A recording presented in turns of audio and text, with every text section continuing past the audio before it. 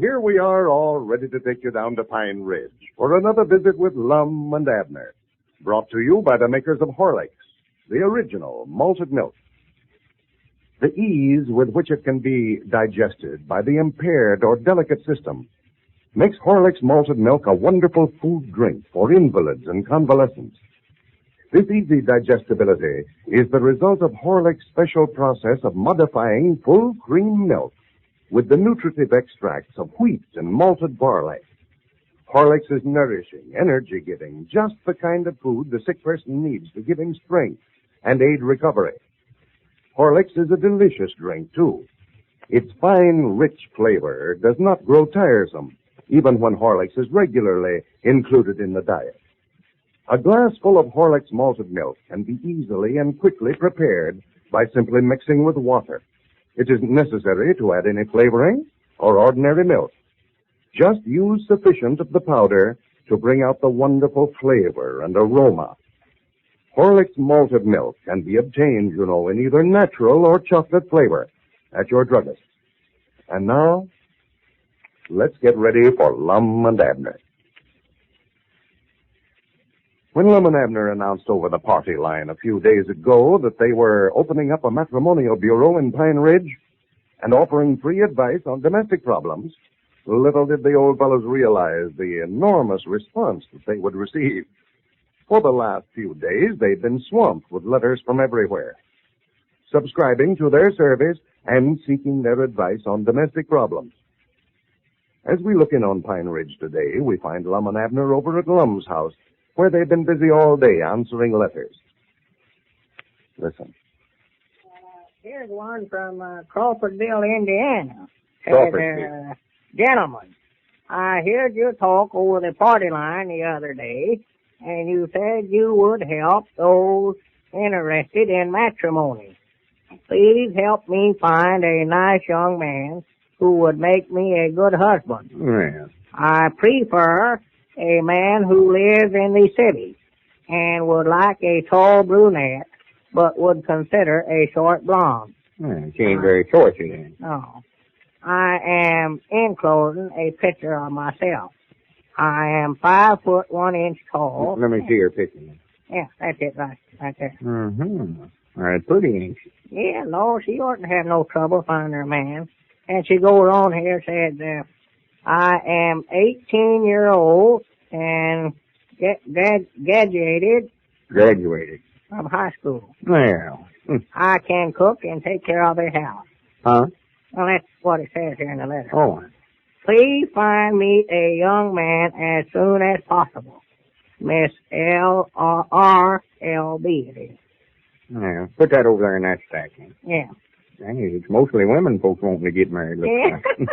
What we need here is some letters from men folks. Well, there's some letters there from men. Yeah, but none of them ever sent no pictures of themselves. No. These women folks want to see what a fella looks like before they get married. Yeah. Love's blind, all that stuff, but not plumb blind. Now, here's another one from a woman here. It says, yeah, wait a minute. Yeah, she ain't looking for no husband. She's just wanting some advice on how to handle the one she's got. Good. What is she wants to know? Said, my problem is every morning my husband gets up and sits behind the stove. So when I want to sleep, I have to sweep.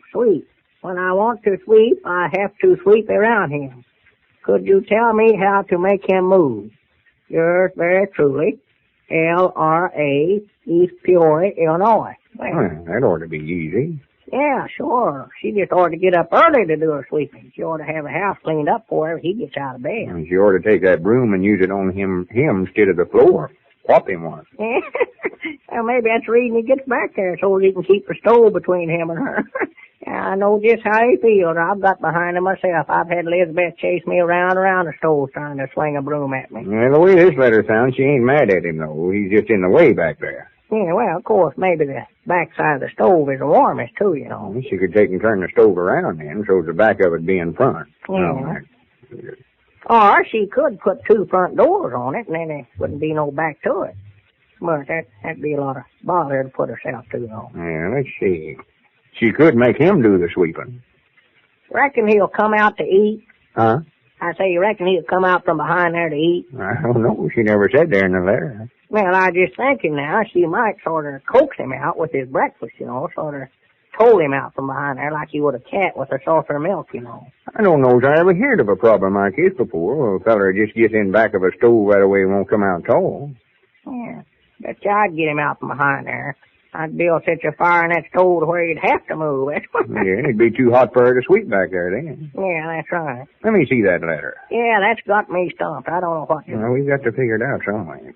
Yeah, or 2. She says, every morning my husband gets up and sits behind the stove, so when I want to sweep, I have to sweep around him. Yeah. Of course, she could put a swing in back of the stove there to where his feet be clean up off the floor, and then she could sweep under him. Well, why don't you just move the stove so far back in the corner that he can't get behind it? She could do that. And she's liable to set the house on fire, too. Well, that ought to get him out from behind there anyway. Well, Abner, she can't burn the house down every morning just to get him out. No. How would it do for her to just take the stove out, just take it down, not have no stove back? Could you tell me how to make him move? Huh? That's the rest of this letter. Oh. Well, now, let's see now. How to make him move, huh? Yeah. Well, now, that ain't a bad idea, no.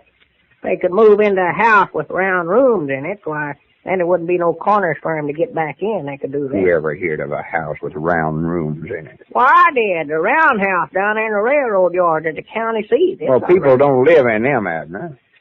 Read some more letters there. I see right now I'm going to have to study over that in a while. There's ways to make that feller move, all right. Oh, yeah, lots of ways, yeah. She could set off a charge of dynamite under him. That'd move him. Yeah, but she don't want to hurt him, Abner. According to the letter, that's the only bad fault he's got. Is just crawling up behind the stove and refusing to move. Yeah. Well, here's one from Amory, Mississippi. Amory. Yeah, it's from a man. Says he's got 9 children, and all of them like something different to eat. Oh, yeah. Can you suggest how my wife can solve this problem, as she can't cook 9 different things at every meal? Oh, well, she could just take what they all like and cook it up together and call it hash. That's easy. Yeah, she could do that.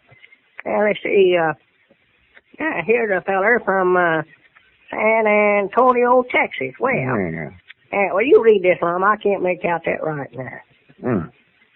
He must have wrote this with his left hand. Gentlemen, I love my wife very much, but every time we get in a argument, she packs up her clothes and runs home to her mother. Can you help me?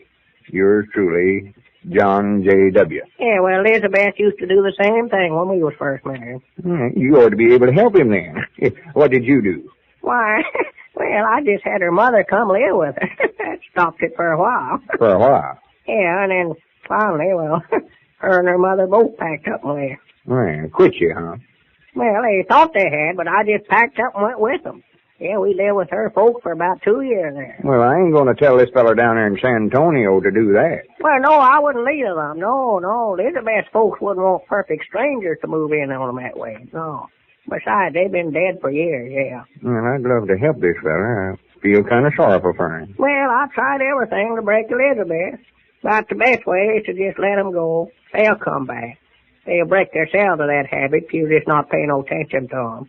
They just keep it up just so long, just as long as you run and beg them to come back. Well, they'll go to their mammoth every time. That's pretty good advice right there. We'll just write him that. Are you ready for another? Yeah. Let me have some of them letters over here, too. Yeah, we never will get through this one. Lord, there's a lot of them. All these in this stack is the one that's to find my husband, huh? Yeah, there's some good lookers in there, too. Oughtn't to have no trouble finding a man tall. Yeah, but we got to have some men's pictures to send them. They'd be getting encouraged here. Yeah, well, here's another wanting to find her husband. Let's see her. You always want to look at them, huh? Pretty. Where's she from? Yeah, Bardwell, Kentucky. That's too far. Here's one from Hazen, Arkansas. Hazen, huh? 2 girls writing in. It's in case we do find a husband for them, they want us to, let's see, yeah, they want to get their 6 months free advice. Well, I do know. Here's one from a woman 82-year-old, huh? Well, look at this. Well, here's a fella that sent a whole batch of pictures of himself. Well. Wait a minute. Huh? That looks right smart like you, Abner. Where'd these come from? Let's see it. Why, that is me. Yeah, that's some picture that I sent in for, don't you? Sent in for? Yeah, I was in the county seat about a month ago, and a feller had a Kodak right there on the street and just take my picture while I was walking along. Well, I do know. That's a right good picture of you. Don't look much like you at all. Yeah, they don't. They turned out uncommonly well. He gave me a special price if I'd take a dozen, so I just ordered a dozen of them. Wait a minute. Huh? Granny, that gives me an idea. Abner, them pictures is just what we was needing. We can send them to these women folks that's writing in looking for husbands. Well, wait a minute here, Lum. I ain't wanting to get married. I've got a wife and daughter down in Texas now if I can get them back up Oh, there. well, you don't have to get married. We've got to send them something so they know we're on the lookout for them a husband. Yeah, well, Lum, I'd heap rather not do that. Well, Abner, you want to make a success with this matrimonial bureau, don't Well, you? yeah, but Lum, Well, we've got to send out some pictures to these women that's looking for husbands or they'll think we can't find them none. Hey, will. This'll let them know we're working on it, and these'll keep them satisfied so we can get them some more pictures to send them. Yeah. You ain't got nothing to worry about. Ain't nobody gonna fall in love with a face like that, no how. Give me them pictures. I'll just set right down now and mail out the whole dozen. Well, we don't know, but we're afraid that Lum has talked Abner into something here that he's going to regret. Ladies and gentlemen, Ford Mallory has just come home from the office. He's hanging up his coat and hat now, and Mrs. Mallory has just come in from the kitchen to greet him. Here they are. Hello, dear. Oh, hello, honey. Did you see Johnny outside? No, I didn't. Why? Why, I thought he'd be camped right on the front doorstep. He's got some great news for you. Johnny has? What sort of news? Well, his coach told him today that he's to be a regular member of the basketball team from now on. No fooling. Well, say, that's great, isn't it? Isn't it? Yeah, I'll bet Johnny's tickled pink. Yeah, some youngster, huh? Yeah, just like the old man. Well, I don't seem to remember you as much of an athlete, dear, and I've known you ever since we were in high school together. Well, there are a lot of things you don't remember. Don't look so hurt. I didn't mean that. Well, who is looking hurt? It is great news, isn't it? I mean about Johnny and the team. Yeah. He's so excited. Oh, I'm awfully happy about it. It means everything in the world to him. Sure, of course it does. Do you remember how we used to worry about Johnny? How Yeah. afraid we were that he'd never be a healthy, normal boy? Well, I can never thank the doctor enough for having told us to give him Horlicks malted milk. Well, Horlicks has certainly done wonders for him. There's no question about that. You know, every time I see that husky, muscular little body, that I remember how thin and how frail he used to be. Yeah, and every time I see him turn around with his pals, I remember how he used to stay in the house all the time. Never seemed to want to play with the other children. No. And I guess Johnny himself just as tickled about Horlicks as you and I are. Yeah. He certainly loves it, doesn't he? You know, the minute I see him coming into the kitchen, I know what he's going to ask for. A glass of Horlicks malted milk. Well, we certainly can't blame Johnny for being so fond of Horlicks. It's a drink that all children love. Made from only full cream milk and the finest of wheat and malted barley. Horlicks is rich in the precious vitamins and mineral elements that help children develop sturdy bodies and sound bones and good teeth. You can get Horlicks, you know, in either natural or chocolate flavor at your druggist. This is Carlton Brickert speaking for Lum and Abner and Horlicks, who now bid you all good night and good health.